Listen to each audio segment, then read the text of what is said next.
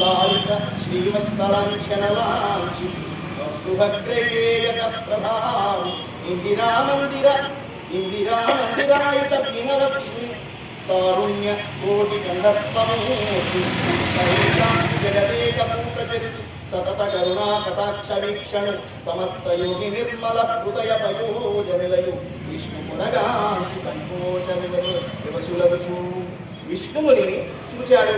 చూచి సంతోషాన్ని పొందారు. వాడు విష్ణువు ఎలా ఉన్నాడు అంటే కోటి సూర్యులు ఒకేసారి ఉదయిస్తే ఎంత కాంతివంతంగా ఉంటాడో అలా ఉన్నాడు. ఒక వర్షాకాలంలో ఉన్నటువంటి ఆయన శరీరం ఎలా ఉన్నది, వర్షాకాలపు మేఘం ఎలా ఉంటుందండి? వర్షాకాలపు మేఘం ఇంకో కొన్ని నెలల మనకు వర్షాలు పడిపోతాయి.